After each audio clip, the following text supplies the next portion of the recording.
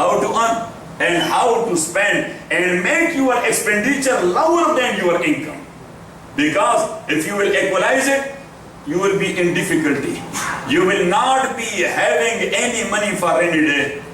Yes, I am not a good parent in this regard, so sometimes I don't have anything, then I call Fahim. That Fahim, if you have something, please give me $100. So then he rushes and he gives me $100. So anyhow, respected brothers and sisters in Islam, he told Adam Smith that how to earn and how to spend. Yes, كيف يكتسب وكيف يصرف. How to earn and how. This is in brief and summarized way the definition of economics. That is, and Prophet ﷺ said in a hadith, al-iqtisad nisf al-ma'isha wa ma ala man iqtasada. Iqtisad means al-tariq al-wasat. Al-tariq al-wasat, to bring your expenses lower than your income. Prophet ﷺ said that is 50% of economical system. Wa ma ala man iqtasada, and whosoever planned in such a way, he made a tadbir in such a way, he will never become a beggar, or he will never become to ask someone, please help me. Because he will be in good shape. Respected brothers and sisters in Islam. So he told him that you have to have a good tadbir regarding what you have in your hand, so you may not become a beggar. And number 8, he told him that never do such a thing or say such a word which can make you humiliated later on. Which can make you or will make you humiliated later on. In this regard, I will refer to two hadiths.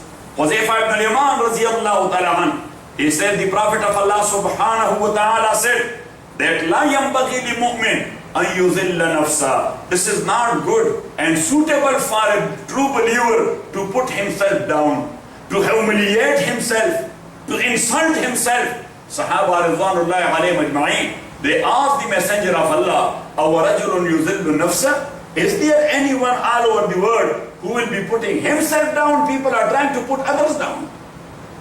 And they will try that as well. Because if somebody will try to put others down, Allah subhanahu wa ta'ala will put him down.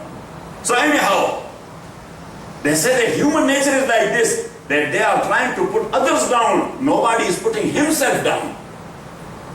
So Rasulullah sallallahu alayhi wa sallam told him, Huzaifa, when somebody offers himself for something which he cannot do, so the result will be that he is putting himself down. Because the brother will ask him, you did it? Oh, sorry, I couldn't. So why you took the responsibility then? Huzaifa, what a beautiful thing Rasulullah sallallahu alaihi wasallam told us. La yanbaghi lil mu'min an yuzilla nafsa. A Bidwan came to the Prophet sallallahu alaihi wasallam, and as you know, that Bidwan are very simple people. Those who are living in deserts, those who are living on the hilltops with their cattle and camels, they are good guys in a sense that they are not making things. They are very natural, they are not artificial. We living in all these Zarbark and enlightened cities, ya subhanallah, in every word you have to think 10 times that what he means. Because he is making things. But a big one, he doesn't make whatever is coming in his mind, he says it.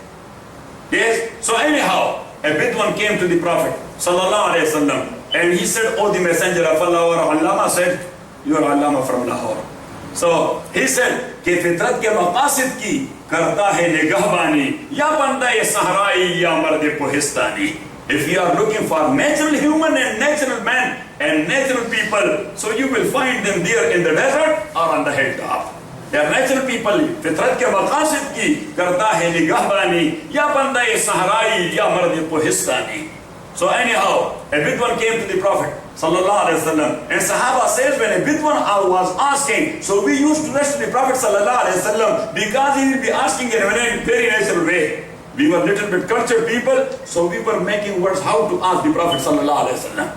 But the way of the Bidwan, that was totally natural. So he asked the Messenger of Allah subhanahu wa ta'ala, that was the Messenger of Allah subhanahu wa ta'ala, just give me some guidance in a very concise and summarized way, so I may have it and not to be in need of asking anybody else, which can make my life easy.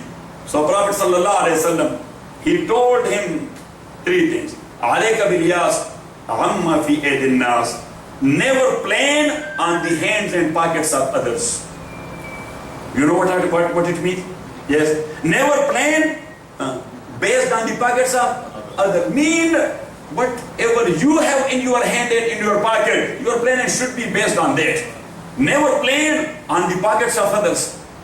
And number two, the Messenger of Allah subhanahu wa ta'ala, he told him, وَإِيَّاكَ وَالتَّمْرَ فَإِنَّهُ فَقْرٌ حَاضِرٌ. Never be greedy, because greed does not have any treatment.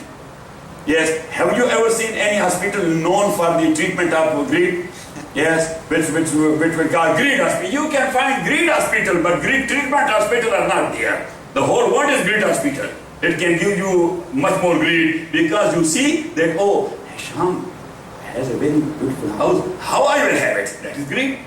Whatever you have, be content with that, even though if that is a mud hut. Sadi Shirazi, you know him, all of you. Majority of us with Afghan, we know Sadi Shirazi very well. So Sadi Shirazi, a well-known poet, he was as famous in Persian as Mutanabbi in Arabic.